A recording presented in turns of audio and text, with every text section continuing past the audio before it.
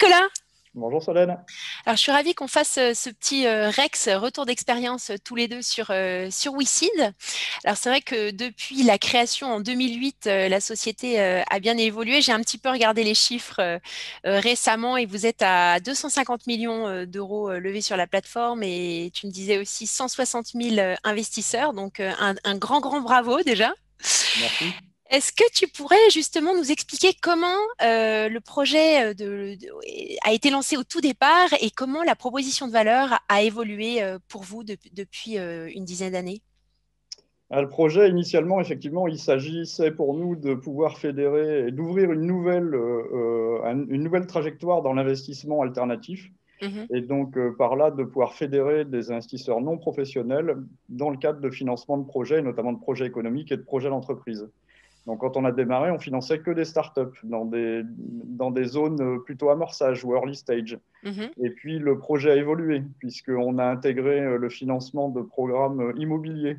Dès 2011, on a attaqué ce segment-là, qui est devenu une activité à part entière en 2014. D'accord. Euh, L'activité du financement participatif, globalement, elle a pris son essor après 2014, le législateur en fait, a érigé un cadre de loi qui Mhm. nous permettait d'exercer.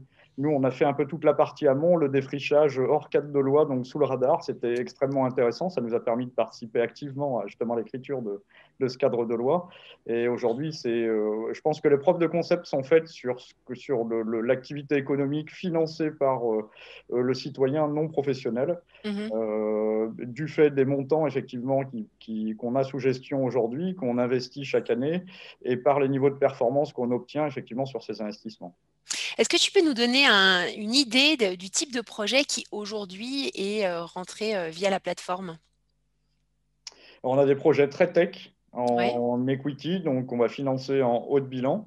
Un exemple, par exemple, peut être Mascara, qui est une société en fait dont la proposition de valeur, c'est de désalinisé l'eau de mer, Mhm. mais en utilisant uniquement de l'énergie nouvelle pour ce faire, et donc pas de connexion électrique, uniquement à travers des panneaux solaires. Donc ça, c'est typiquement le genre de projet que l'on finance.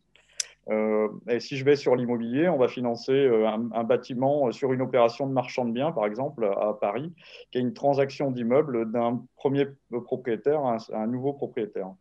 Parfait.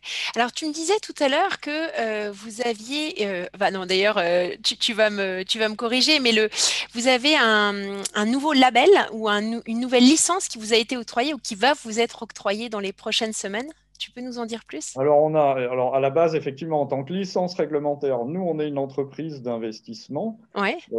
Par défaut, en fait, la plupart des entreprises du financement participatif utilisent deux formats d'agrément, qui sont le conseiller en investissement participatif ou l'investissement en financement participatif. Nous, on a choisi l'agrément un peu plus haut, qui nous rapproche effectivement de l'univers bancaire, mais aussi de ses contraintes, mais qui est là pour sécuriser effectivement, notamment les investisseurs et l'ensemble des activités qu'on réalise.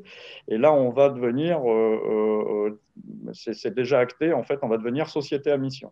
Donc, on va intégrer dans nos statuts des valeurs fortes en fait qui nous correspondent, parce que notre proposition de valeur, c'est de démocratiser l'investissement, à la fois en termes de performance financière, mais aussi en impact sociétal.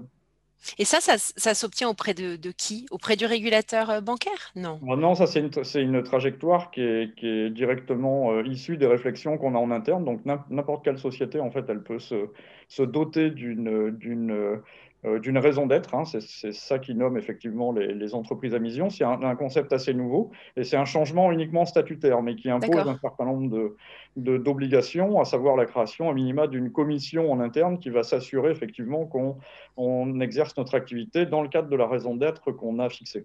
Et alors, en termes de projets, vous allez du coup faire vous allez plus sélectif, vous allez faire des choix dans les projets qui passent par votre plateforme. Concrètement, comment ça va se pratiquer de manière vraiment Alors, pragmatique? effectivement, hein, on va avoir une tendance à plutôt travailler sur des sujets qui correspondent vraiment à cette proposition de valeur. Donc, ça peut toucher toutes les activités qu'on fait aujourd'hui. Sur l'immobilier, par exemple, on va Mhm. privilégier effectivement de la réhabilitation de logements plutôt que de la création de logements qui vont empiéter sur des éléments comme la biodiversité. À chaque fois qu'on crée de nouveaux bâtiments, on empiète un peu sur le terrain. Donc, ça va les favoriser, ces dossiers-là. Pour autant, on continuera à faire des dossiers de promotion immobilière parce qu'on en a besoin pour notre propre Mhm. exploitation. De la même manière, dans l'immobilier, on va essayer de favoriser des projets qui vont intégrer de l'énergie renouvelable Mhm. comme un dispositif qui va travailler l'autoconsommation dans les futurs bâtiments. Parfait, merci pour ces éléments de clarification. Et si vous vous projetez, aller dans les 5 prochaines années, où est-ce que vous vous voyez? On a envie de faire partie des références dans le domaine. Il y a du Mhm. monde, hein, il y a beaucoup de monde dans le domaine, mais on a un socle de base qui est pertinent. On a une grosse population d'investisseurs avec un fort niveau de confiance. Nous, on veut se positionner très clairement dans le top 3 Europe, en fait, la thématique dans laquelle on se positionne, c'est-à-dire le financement participatif de projets économiques. Parfait, merci beaucoup. Bah, écoute, c'était très intéressant. On doit malheureusement s'arrêter là. Est-ce que tu as un mot de la fin pour clôturer cette Ben, discussion? écoutez, n'hésitez pas à nous suivre. On a beaucoup d'actualités en permanence et beaucoup de projets innovants. Il y a un vrai savoir-faire en France et on essaye de mettre en lumière effectivement tout ce savoir-faire national dans Mer- plein d'univers. Merci beaucoup, Nicolas. À Avec bientôt. plaisir. À bientôt.